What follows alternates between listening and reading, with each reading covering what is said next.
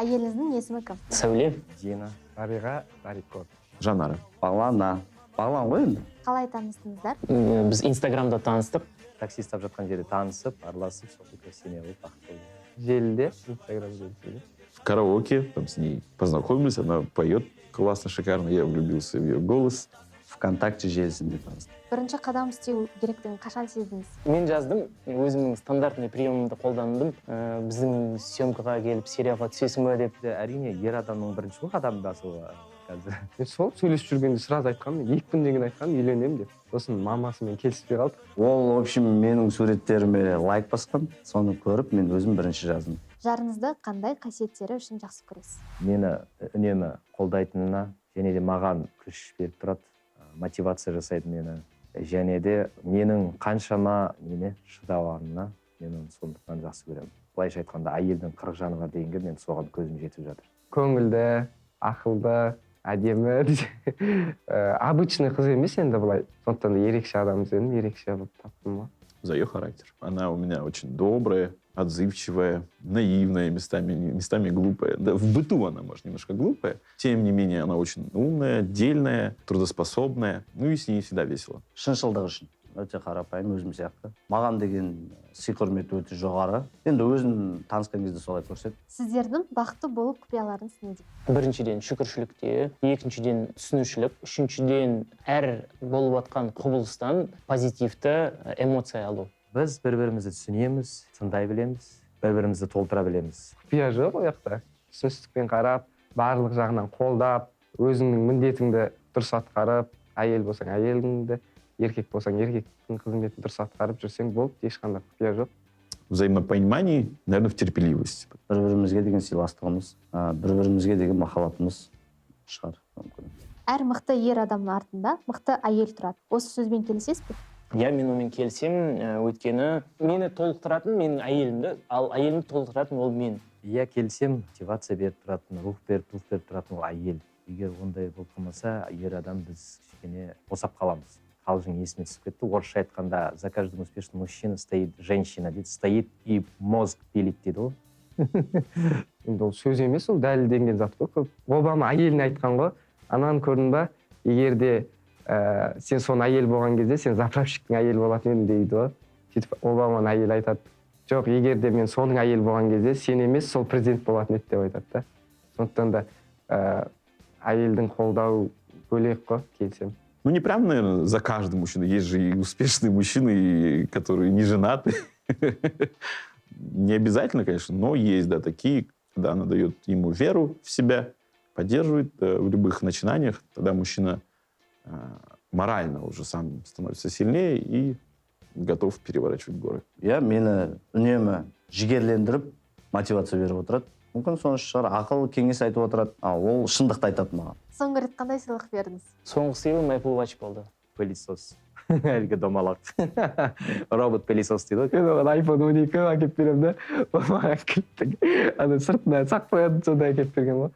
Бірақ та енді ол сол дұрыс сияқты. Оларда бір ақша, бір жұмыс істемейді, үйде отқан қыз ғой. Ноутбук. Она очень сильно хотела ноутбук, подарил. Белгілі бір өзім барып сыйлықты алып беруден бір рет қайтып қалғам, просто айнып қалғам. Мен қазір тек ақша берем, өзі барып сатып алам. Махаббат ессіз істерге итермелейді дейді ғой кейде. Әйеліңіз үшін қандай әрекетке барып едіңіз? Және де әйеліңіз сіз үшін бір ессіз әрекетке барды ма? Жағдайлар болды, біз айырылысып кетуге де, бірақ сол өзінің әйелдік батылдығымен, ақылдығымен, сабырлығымен біз бір-бірімізді жеңіп, дұрыстап, қайтадан семья болуымызға жіберді. Екінші вокзалға шығарып салдым. Үйге келгеннен кейін мен оған SMS жаздым, если честно, мен сенің кетуіңді қаламаймын дегеннен кейін. Ол да маған жазып жіберді. Если честно, мен уже бірінші Алматыдан түсіп қалдым деп. Телефонымда 1% зарядка қалды. Мен оған жазып жібердім, мен телефоным өшіп жатыр. Мен келетін болсам, вокзалдың сол жағында күтіп тұр деп. Келсем, күтіп тұр, сөйтіп жылап, сосын екеуміз махаббат болып, сөйтіп оған 3 айдан кейін мен предложение жасадым. Енді нені ессіздеу болатын болса, мен 1-3 күнде біз шешім қабылдадық, болды үйленеміз депші. Бір аптаның ішінде бүкіл мен туысқандарын жинап, мамаларын шақырып алып, Алматыға сөйтіп отырып, тез сол ғана болған шығар, бір андай бір қабылданған шешім, ең бір ессіз бір ешкім түсінбей қалған даже біздің ата аналарымызда. Ну, у меня было такое, то, что как-то я домой возвращался очень поздно, и было такое какое-то романтическое настроение, и я домой приехал на белом коне. Приехал, позвонил к ней, она с балкона вышла, офигела. В общем, все там офигели. Гастрольдік сапардан келіп, оған айтпай келіп, автобуспен барып келіп қатынайтын жұмысына. Автобусты қуып жетіп, оған айтпай, якобы мен сол басқа қаладамын деп, не істеп жатсың? Шыққан кезде қасына барып, сыйлығымды беріп. Қарым-қатынастағы шынайы қолдау дегеніміз не? Бір-бірін өте жақсы түсінуден басталады, сезуінен басталады. Біріншіден, жас жұбайлар міндетті түрде алға мақсат қою керек та. Мысалы үшін үйленген кезде біз осындай жанұя құруға ниетіміз бар деген. Бірге жасап, бірге өріп, бәрін ертең оны айтып отыратындай бала жаңағы. Қараш, біз кезінде қалай қаншалық қиындықты жеңіп өттік. Ал қазіргілер ондайға шыдағысы келмейді, бәрі дайын. Өйткені өмір сондай болып қалды. Мысалы, мен бір тірлік істейтін болсаң, бәрі қойшы деп айтпайды да. Мысалы, мен үй алайын деп жатырмын да, дәл қазірше өзі іздеп, тауып, 10 үй әкеп көрсетеді да. Вот содан кейін мысалы алмай қалдым. Қолдау деген сол сияқты.